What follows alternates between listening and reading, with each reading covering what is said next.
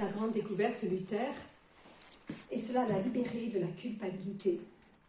Auparavant, il croyait sous le poids de la condamnation, essayant de gagner à tout prix la faveur de Dieu. Mais il comprit enfin qu'aucun homme ne peut porter ses propres péchés. Aucun ne peut payer sa dette à la justice de Dieu. Pour être sauvé, il faut faire confiance à un autre. Luther a enfin saisi qu'il n'avait pas à porter ce qui avait déjà été porté à la croix de Jésus. Le juste vivra par la foi. L'apôtre Paul affirme cela en 2 endroits. Dans son épître ou lettre aux Romains, que Luther lisait, dans sa lettre aux Galates aussi. L'auteur de l'épître aux Hébreux le cite, mais le premier à faire cette déclaration, c'est Habakkuk, c'est comme ça qu'il le prononce en hébreu, mais les Français disent Habakkuk. Habakkuk, un prophète de l'Ancien Testament qui nous a laissé un petit livre, un joyau de 3 chapitres que nous regarderons dans un instant. Nous, chrétiens, nous utilisons beaucoup ce mot « foi ». Certaines personnes, croyantes ou non, pensent qu'avoir la foi, c'est croire ce que l'on ne comprend pas, ou même croire ce qui n'est pas raisonnable. Mais ce n'est pas exact. Certes, il y a des choses qui dépassent notre intelligence. Dieu est infiniment plus grand que notre petit cerveau. Mais la foi n'est pas opposée à la raison. Au contraire, Dieu nous donne maintes raisons de croire en lui et de lui faire confiance. Et la foi n'est pas un risque non plus. Certains parlent du risque de la foi. En fait, selon la Bible, le vrai risque, plutôt le danger, c'est de ne pas croire. Cependant, la foi n'est pas la vue. Voici ce que dit l'Épître aux Hébreux au début du chapitre 11. Mettre sa foi en Dieu, c'est être sûr de ce que l'on espère. C'est être convaincu de la réalité de ce que l'on ne voit pas.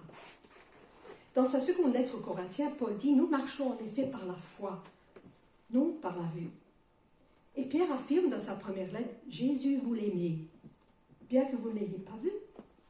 Vous croyez en lui, bien que vous ne le voyez pas encore. » La foi n'est pas pour autant quelque chose d'étrange. Nous l'exerçons tous les jours dans la vie courante. Je prends un seul exemple. Si ma sœur me racontait des choses qu'elle a vues, un incident grave ou un accident dont elle a été témoin, je la regarderai dans les yeux et je dirai « Je te crois ».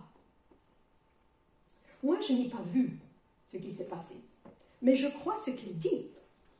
Je n'ai même aucun doute qu'elle dit vrai. Pourquoi? Parce que je connais ma sœur. Elle ne fait pas d'hallucinations, elle a les pieds sur terre et surtout, elle ne ment pas. J'ai confiance en sa parole et je serai même prête à m'engager pour la défendre si nécessaire. Méditons à présent le message d'Habakkuk. Donc vous le trouverez dans l'Ancien Testament, après Ézéchiel, et vous tournez les pages, c'est un petit prophète, comme on dit. Habakkuk prophétise vers l'an 600 avant Jésus-Christ. Ça remonte. Il habite dans le royaume de Juda, avec sa capitale Jérusalem. Dans l'histoire de cette petite nation, on pouvait compter quelques bons rois qui essayaient de suivre la loi de Dieu à l'exemple de David. Mais à présent, le dernier bon roi, Josias, est mort. Et le pays va très mal de tout point de vue. Les derniers rois ne veulent pas du Seigneur et ils adorent de faux dieux. Et les conséquences morales et sociales se voient dans toute la société. Lisons à présent Habakkuk, chapitre 1, versets 2 à 4. Je lis dans la version français courant. Habakkuk, chapitre 1, versets 2 à 4. « Jusqu'à quand, Seigneur, vais-je t'appeler au secours sans que tu m'écoutes? Et vais-je crier à la violence sans que tu nous en délivres? Pourquoi me-tu fait voir tant d'injustice? Comment peux-tu accepter d'être spectateur du malheur? Autour de moi, je ne vois qu'oppression et violence. Partout éclatent des procès et des querelles. La loi n'est pas appliquée. La justice n'est pas correctement rendue. Le méchant l'emporte sur le juste et les jugements sont faussés. » Remarquez que le prophète ne se plaint pas des désastres dits naturels comme les ouragans, les volcans, les maladies, le Covid. Il se plaint du mal commis par les hommes, et en particulier l'injustice. Seigneur, crie Habakkuk, à quel autre irons-nous qu'à toi? Les gens au pouvoir, les avocats, les magistrats sont corrompus. Comment la société peut subsister si le mal n'est pas jugé? Fais quelque chose! N'est-ce pas étonnant que cette plainte, dirigée vers Dieu, fait partie de la parole de Dieu pour nous? Mais quelle audace! Habakkuk a-t-il raison de parler ainsi? Bien sûr que oui. Dieu écoute les cris de ses enfants, quels qu'ils soient. D'ailleurs, cette plainte traduit une relation intime avec Dieu et exprime une forte théologie. Qu'est-ce que c'est Habakkuk? Plusieurs choses ici. J'en soulignerai deux. Le prophète sait que Dieu est grand et qu'il est bon. Dieu est grand. Il est le maître de l'univers et le juge tout-puissant de la terre. Est-ce que vous poseriez les questions d'Habakkuk à quelqu'un comme moi? Ou même au président de la République? Hé, toi, pourquoi tu n'élimines pas le mal dans ce pays? Pourquoi tu n'arrêtes pas les crimes? Pourquoi tu ne supprimes pas les méchants? Moi, je répondrais, enfin, c'est pas moi le patron du monde. Hein. Habakkuk sait que l'Éternel, lui, est le patron. Le juge suprême capable de faire régner la justice et en finir avec le mal. Et ce Dieu est bon. Autrement, pourquoi lui parler de l'horreur du mal? Pourquoi le supplier de faire quelque chose? Habakkuk connaît la bonté de Dieu telle qu'elle s'est manifestée tout au long de l'histoire de son peuple. Alors, jusqu'à quand, dit-il, vais-je crier à la violence sans que tu nous en délivres? Où es-tu? Est-ce que ces questions semblent éloignées des nôtres? Même nos amis non-croyants s'expriment parfois ainsi. Combien de fois les gens ont-ils dire si le bon Dieu existait, il ne permettrait pas le mal, il arrêterait tous les méchants. Évidemment, la grande différence entre ce genre de remarques et les propos d'Habakkuk, c'est que le prophète s'adresse à Dieu avec ses plaintes. Il n'abandonne pas la foi, pas du tout, bien au contraire. Comme Job, comme les psalmistes, comme Jérémie, il a quelqu'un à qui crier. Et il attend une réponse. Le non-croyant n'a personne. Et Dieu répond. Mais sa réponse n'est pas celle qu'attendait Habakkuk. Habakkuk, dit Dieu, je vais faire venir les Babyloniens, ce peuple cruel et déchaîné. Ils parcourent le vaste monde pour s'emparer des terres d'autrui. Ils sont terrifiants et redoutables. Oui, Habakkuk, je vais faire venir les Babyloniens pour punir mon peuple. Ce peuple qui commettait toutes ces injustices. Tu vas faire quoi, Seigneur? Je discutais de ce passage il y a longtemps avec des étudiants au Burundi. Imaginons, disais-je, que Dieu nous déclare: je vais régler les problèmes de violence et d'injustice, de racisme et de haine entre ethnies. Je vais faire venir contre le Burundi une armée de néo-nazis et à leur tête un nouveau Hitler. Bujumbura sera mise à sac et brûlée et son peuple déporté. Mais Seigneur, dirions-nous, tu ne peux pas faire ça. Ils sont pires que nous. C'est ce qu'Habakkuk dit. Les Babyloniens imposaient déjà leur domination sur tout le Proche-Orient. Et le prophète sait que Dieu est parfaitement capable de les faire venir contre son peuple, contre Jérusalem. Mais Seigneur, dit-il, ces méchants détruisent ceux qui sont plus justes qu'eux. C'est au verset 13 du chapitre 1. Tu es bon. Comment tu peux accepter ça? Alors Dieu répond encore une fois. Lisons ensemble le chapitre 2, versets 2 à 4. Écris ce que je te révèle. Grave-le sur des tablettes de telle sorte qu'on puisse le lire clairement. Le moment n'est pas encore venu pour que cette déclaration se réalise, mais elle se vérifiera en temps voulu. Attends avec confiance, même si ça paraît long. Ce que j'annonce arrivera à coup sûr et à son heure. Écrit, l'homme aux intentions mauvaises dépérit, mais le juste vit par sa foi. Le juste vit ou vivra par sa foi. Mais c'est quoi le juste? C'est qui? Ce terme dans la Bible, appliqué à Noé, à Job, à d'autres, ne désigne pas quelqu'un de parfait. On le voit bien dans le texte. Mais plutôt à une personne qui a fait de l'Éternel son Dieu, lui est attaché et par conséquent vit dans la soumission à sa loi. Le juste vivra par sa foi. Qu'est-ce que ça veut dire? Ici, Habakkuk est appelé à faire confiance au Seigneur dans l'épreuve et dans l'attente de son intervention finale. Car Dieu interviendra à coup sûr. Reste attaché à moi, dit Dieu, sois fidèle, sachant que moi j'ai tout en main. C'est le seul moyen de naviguer dans ce monde. Mais qu'est-ce qui arrivera à coup sûr? Qu'est-ce que Dieu annonce? La réponse est donnée plus loin au chapitre 2. Dieu annonce que Babylone sera elle-même détruite. Certes, elle sera utilisée dans le plan de Dieu, mais cela n'enlèvera rien à sa responsabilité et elle sera jugée. Du verset 6 au verset 19, 5 malheurs sont prononcés sur elle. Je l'ai dit en bref, mais les détails, si vous lisez tout le chapitre 2, sont saisissants. Malheur à celui qui accumule ce qui n'est pas à lui. Verset 6. Et verset 9. Malheur à celui qui pour sa maison se taille un profit malhonnête afin de faire son nid sur les sommets.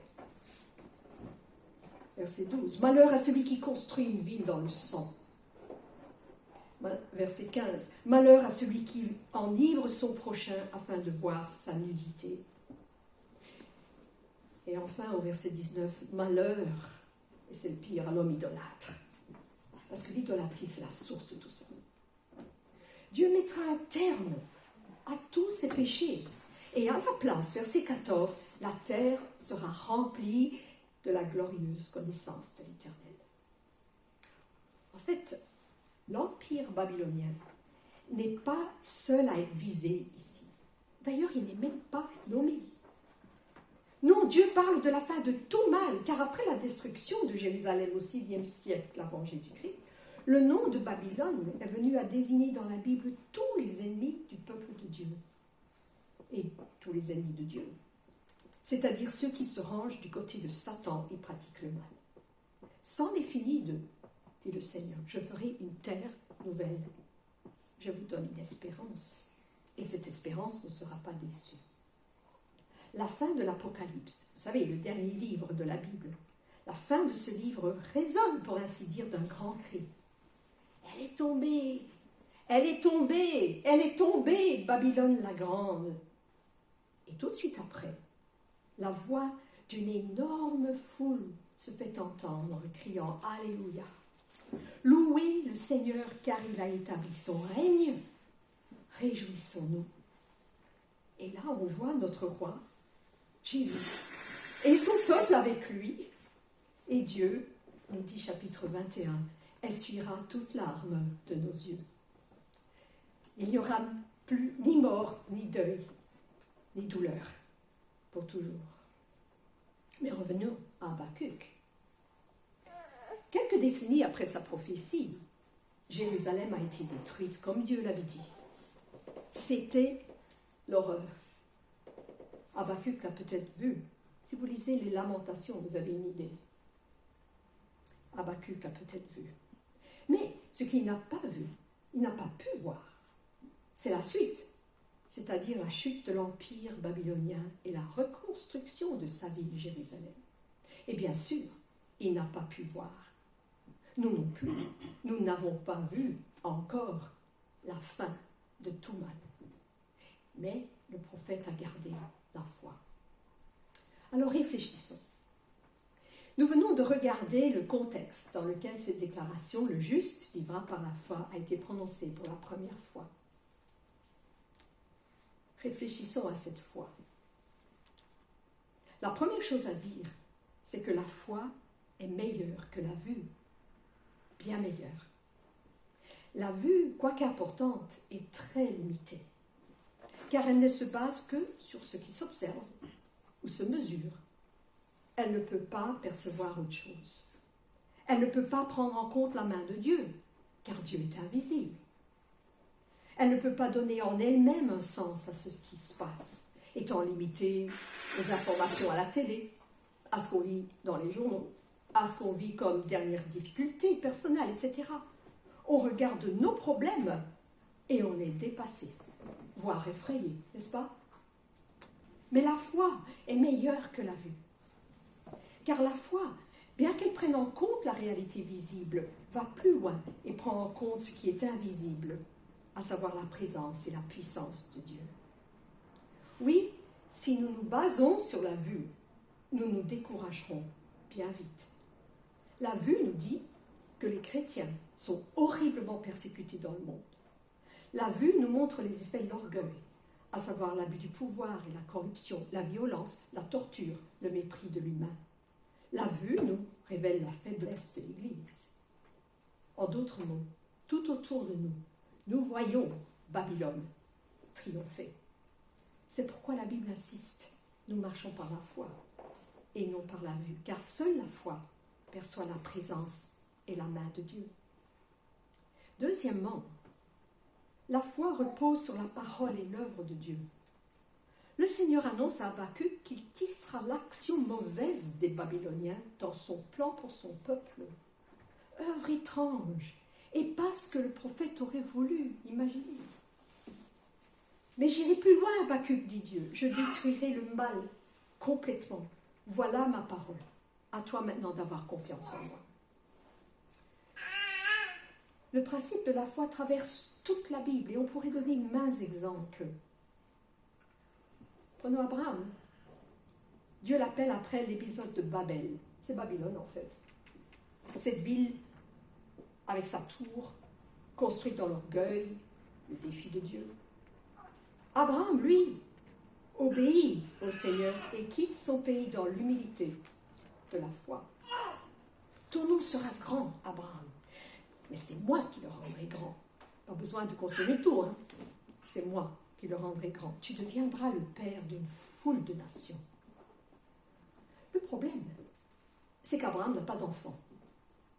Mais, dit l'Épître aux Romains, il a cru et espéré, alors que tout espoir semblait vain. Il avait environ 100 ans, mais sa foi ne faiblit pas quand il pensa à son corps presque mourant et à Sarah, sa femme, qui était stérile. Il ne perdit pas confiance et ne douta pas de la promesse de Dieu. Au contraire, sa foi se fortifia, le fortifia, et il loua Dieu. Pensons aussi à Marie, la mère de Jésus. L'ange lui annonce qu'elle aura un fils, une vierge, mettre au monde un enfant. Cela ne s'est jamais vu. Selon la possibilité que cela arrive est nulle. Mais Marie a confiance au Seigneur et à sa parole. Elle sait à qui elle a affaire. Elle connaît l'histoire de son peuple et ne doute pas que Dieu a le pouvoir d'accomplir ce qu'il a promis. Et enfin, pensons à l'apôtre Jean, l'auteur de l'Apocalypse. Jean a été témoin de la mort de Jésus. Il l'a vu. Et j'imagine qu'il s'est demandé, mais ces juges iniques et cruels, et ce Ponce Pilate qui se préoccupe surtout de ses fins politiques, pourquoi Dieu les a permis d'être là? Il faut torturer et crucifier un innocent, le juste par excellence. Et j'imagine que ce disciple et ami de Jésus a crié en lui-même les mots d'Habacuc. « Seigneur, pourquoi me fais-tu voir tant d'injustice? Comment peux-tu accepter d'être spectateur du malheur ?» La réponse de Dieu à Jean, s'il avait parlé à ce moment-là, aurait été dans la même veine que celle donnée au prophète. Je vais utiliser la pire des violences et des injustices pour accomplir mon plus grand projet. La défaite finale du mal et le salut de mon peuple. Sans doute Jean aurait voulu que Dieu tabasse tous ces méchants, les virant par la force, et de fait, cela n'aurait pas été difficile pour Dieu. Cela n'aurait pas été difficile non plus pour Jésus de descendre de la croix et terrasser tous ses ennemis. Quel spectacle cela aurait été. Mais non, ce n'est pas ainsi qu'il aurait vaincu Satan et toutes ses œuvres. Mais qui aurait compris par la vue ce qui se passait ici? C'est plus tard que Jean a saisi par la foi que là, à la croix, par cette extrême humilité du Fils de Dieu, la bataille décisive contre le mal a été gagnée. C'est là que notre dette à la justice de Dieu a été réglée et l'accusateur jeté dehors. Et c'est par la foi en cette œuvre et en la parole qui l'atteste que nous entrons dans la vie éternelle. La foi est donc meilleure que la vue. La foi repose sur la parole et l'œuvre de Dieu. Et troisièmement, la foi procure la joie et la force de vivre. Regardons la fin du livre d'Habakkuk au chapitre 3. Le prophète a entendu le Seigneur et il est bouleversé. Mais il conclut sa prophétie de façon étonnante. Chapitre 3, versets 17 à 19. Lisons. Les figuiers ne portent plus de fruits. Attention, c'est un pays agricole. Les vignes ne donnent pas de raisins. Les oliviers ne produisent rien. Les champs ne fournissent aucune récolte. Il n'y a plus de moutons dans les enclos, plus de bœufs dans les étables. Je pense à des dévastations comme en Syrie, en Irak. Ça fait ça, hein? Mais moi, je trouve ma joie dans le Seigneur. Je suis heureux à cause du Dieu qui me sauve. Le Seigneur Dieu est ma force. Il me rend aussi agile que les biches. Il me fait marcher sur les hauteurs. Habakkuk a découvert une joie qui ne dépend pas des circonstances changeantes. Une assurance qui n'est pas perturbée par la dévastation qu'il voit approcher. Par la foi, il sait que Dieu est à la manœuvre et a déterminé la fin. L'histoire humaine est dans la main de Dieu qui s'engagera lui-même à défaire le mal pour toujours. Habakkuk ne sait pas comment cela va se faire. Il ne sait rien du Christ. Mais il se repose sur la parole de Dieu et s'en réjouit. Et cette joie lui donne la force de vivre. C'est comme Abraham, dont la foi, nous l'avons lu, l'a fortifié et il a loué Dieu. Que dire en conclusion? Le juste vivra par la foi. L'apôtre Paul utilise cette vérité pour résumer l'Évangile. Au regard de la loi de Dieu, nous sommes perdus. Sur la base de ce que nous pouvons observer, nous constatons, si Dieu nous ouvre les yeux, que nous sommes loin de ce qu'il désire pour nous. Et ce serait le désespoir si on en restait là. Mais la foi va au-delà de ce qui se voit. Par la foi, je perçois et saisis l'œuvre de Dieu en ma faveur. Le Fils de Dieu m'a aimé et a donné sa vie pour moi. Et en lui, il n'y a plus aucune condamnation. C'est ce que Luther a enfin compris. Mais il y a plus. L'auteur de l'Épître aux Hébreux cite Habakkuk pour nous exhorter à persévérer dans la foi, c'est-à-dire dans notre marche chrétienne jusqu'au bout. Et c'est vrai qu'en tant que chrétiens, nous serions tentés de nous décourager en voyant nos manquements, nos chutes et nos faiblesses. J'en sais quelque chose. Gardons les yeux fixés sur Jésus, dit cet auteur. C'est lui qui nous a ouvert le chemin de la foi et qui la porte à la perfection. Dans notre persévérance même, nous nous appuyons sur lui. Lui qui compatit à nos faiblesses et nous nous tournons constamment vers lui pour recevoir le pardon et l'aide qu'il nous faut. Ce que Dieu a commencé à nous, il le terminera. C'est sa promesse. Et dans ce monde plein de malheurs, nous pouvons être sûrs que les mains qui nous tiennent sont toutes puissantes et elles sont bonnes et rien ne peut nous en arracher. Enfin, la joie de la foi, c'est ce qu'Habakkuk, c'est comme ça qu'il termine son livre. Elle est associée à cette annonce de la fin de tout mal. Dans le Nouveau Testament, cette perspective est liée à la venue de notre Seigneur Jésus à son retour. Ainsi, aux chrétiens persécutés, l'apôtre Pierre écrit « Vous l'aimez, bien que vous ne l'ayez pas vu. Vous croyez en lui, bien que vous ne le voyez pas encore. C'est pourquoi vous vous réjouissez d'une joie glorieuse, inexprimable, car vous atteignez le but de votre foi, le salut de votre être. » Connaissons-nous cette joie Je me souviens comment mes parents vibraient en pensant au retour de Jésus, surtout avec les beaux couchers de soleil. Peut-être ce soir, disait-il souvent. La joie d'y penser semblait leur donner de l'énergie, comme chez Habakkuk, dans tout ce qu'ils avaient à faire et à souffrir comme missionnaires. Et j'ai appris très tôt avec mes frères et sœurs ce mot de Jésus. Vous aurez des tribulations dans le monde, mais prenez courage. Moi, j'ai vaincu le monde. Amen.